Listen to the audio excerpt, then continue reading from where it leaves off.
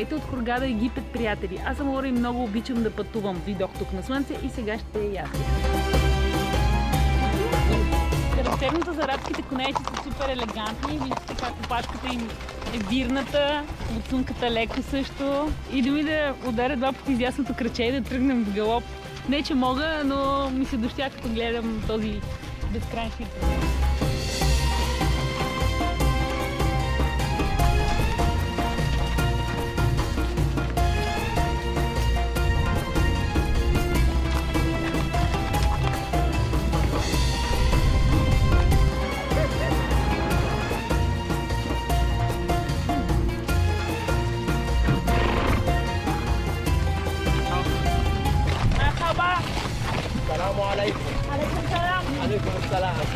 Много вдъхновяващо преживяване, толкова пълно с емоции, красота, красиви гледки. Прекрасно е да си на кон. Дори така, не е особено уверен. Чувството е велико. За пръв път почивам на All Inclusive. Това е нещо ново за мен. До сега не съм преживявала такова нещо. Избрах го поради няколко причини. Можеш да си организираш пътуването в последния момент, както направих и аз. Такава почивка в момента е доста изгодна. Всичко е включено в нея. Самолетни билети, настаняване, храна, а и е надежно, защото е чартър. В днешни дни това си е важно.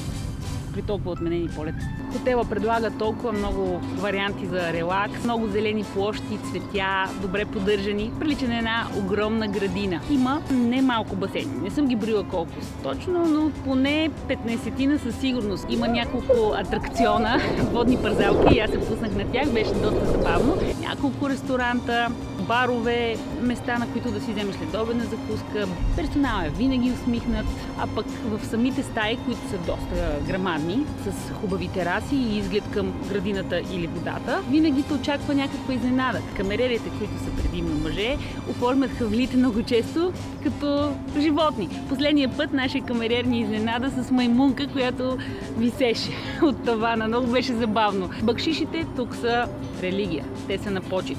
Така че пригответе си дребни доларчета или пари местна валута, египетски паунди, за да може да им давате. Те ще си ги поискат така или иначе, но винаги всичко е с усмивка. Хората не са нахални, а напротив, даже приветливи. Плажа към хотела не е много голям, водата е кристално чиста, но за сметка на това студена и повечето хора въобще не я докосват според мен. Поне не съм виждала наплив вътре. Могат да се практикуват и водни спортове.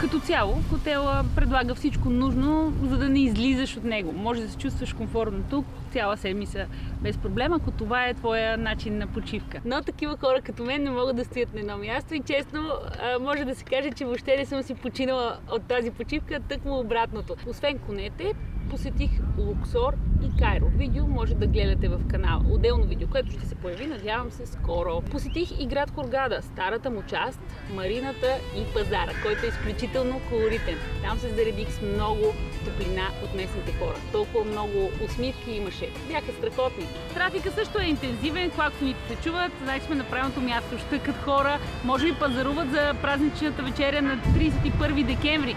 Излезени 72 египетски паунда пътуването от хотела до тук, като беше поне 20 минути. Шофьора беше любезен, разказа ни някакви интересни неща по пътя, макар че май не знаеше чак толкова много английски. Хайде на пазара!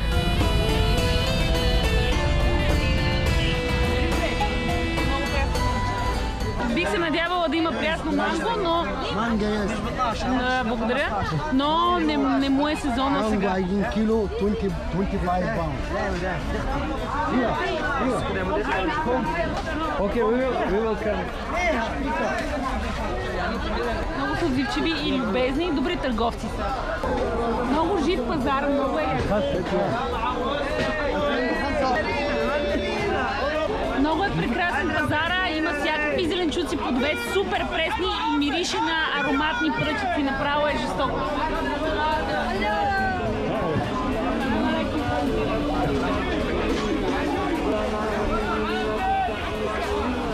Хората са дошли да си напазаруват тук.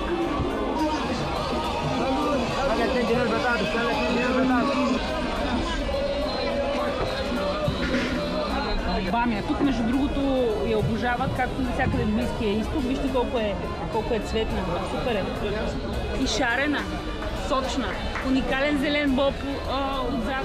Въобще, даже и у нас се намират много египетски плодове и зеленчуци по супермаркетите. Ако сте от хората, които четат етикетите, знаят. Най-често срещания продукт, който може би консумиран от Египет без да знаем, са картофите. И тук ги има в изобилие.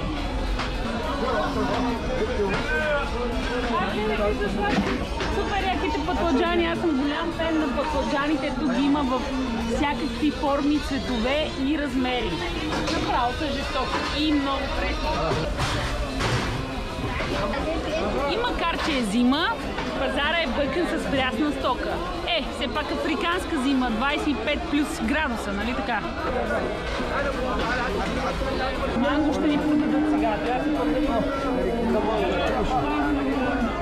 Само вкусно. How much? Сколько штука? Одна? Одна штука? How much?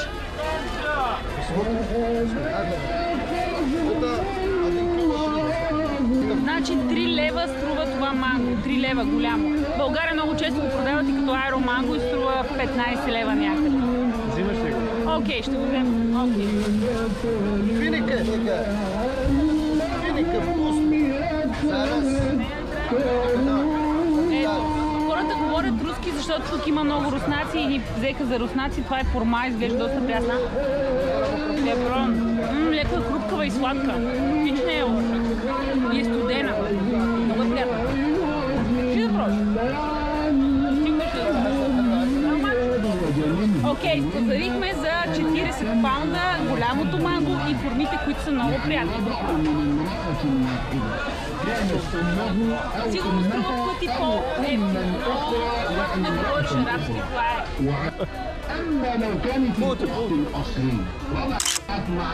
باشا باشا Арес, арес, арес, арес! Давай назад. Прекрасен е пазара, просто право чуден, сори. Супер чуден пазар.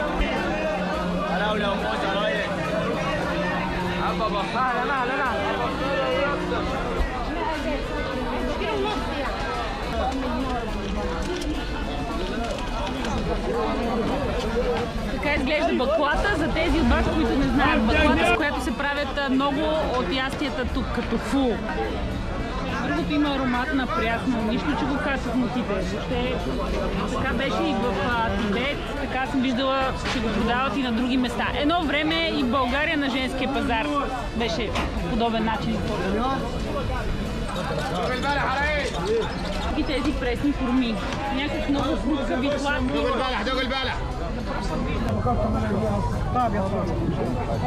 На много места са написани цените и понеже не мога да се ориентирам, добре, че имам интернет.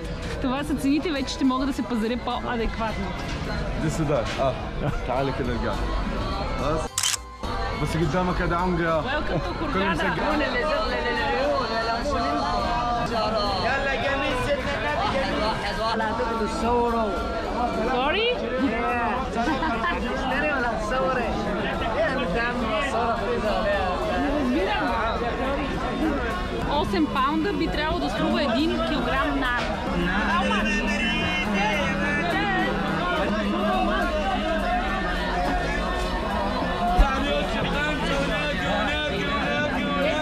Дай ми 10.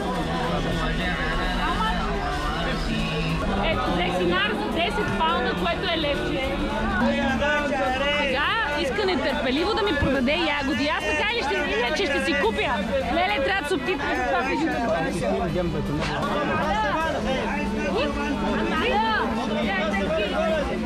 Окей. 12 per kilo. 12 per kilo.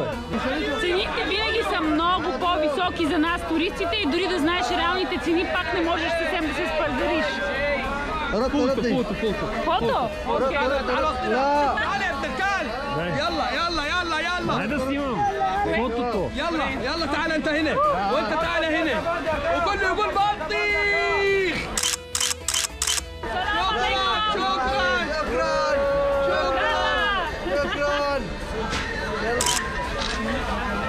Не знам какво ни говорят, но го приемам за нещо добро, защото са усмихнати, пък знае ли човек. Много неща купих, не беше предвидено. Факт е, че дори не са ми нужни, но и заради пазарлъка, който също не ми е сред любимите неща, и заради емоцията ги взех. Ягоди, нар и манго, което ще видим дали пък е чак толкова лошо.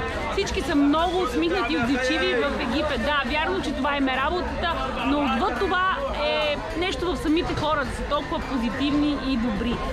Хайде да излизам от пазара, че ще ми продадат още неща, пък няма какво да ги правя.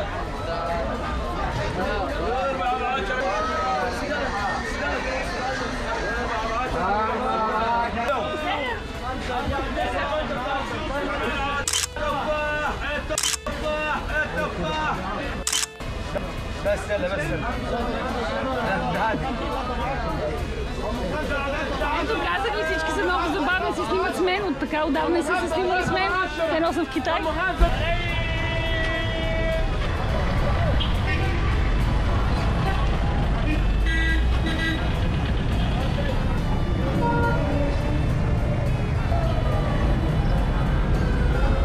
Пресичането в Египет може да е истинско предизвикателство. Колите не спират. Почувствах се все едно съм в Виетнам, само че там са скутерчета, а тук са направо коли.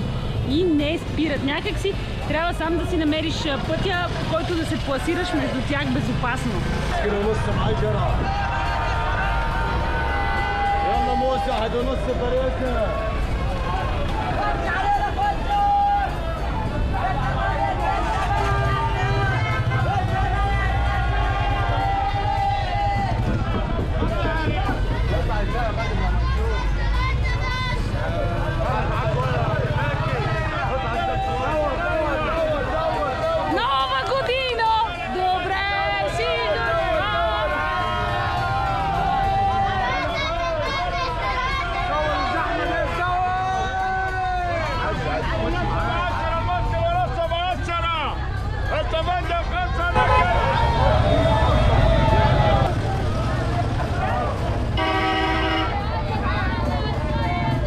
Тази част на пазара пак има плодове и зеленчуци и животинки, но има риба и храна. Малко по-различно е, точно след като пресякохме булеварда.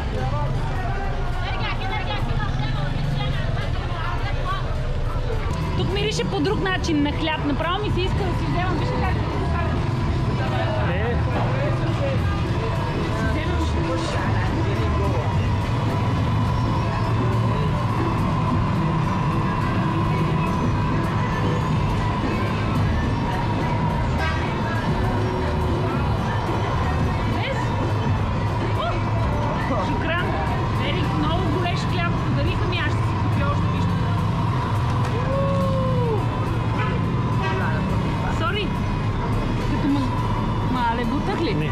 като магия. Много е хубаво. Уха е страхотно. Домашен хляб и е толкова горещ. Вътре, какво мислите, че се слага точно така? Фалафел и всякакви такива бадули. Много е вкусен и хрупка. Много хрупка. Сякаш има семолина отдолу. Виждам, че сколко бързи движения го прави. Фантастичен хляб. И ето отново хората са супер готини. Дори не искахме да купуваме, просто ни дадоха хляба. Не е въпрос на пазарлък, просто са такива. На много места искат да има такъв тип фурни. И в хотела се предлагат напитките. Когато се сложат в плик, те омекват и са много вкусни. Стават за разядки и човек може да си направи сандвич.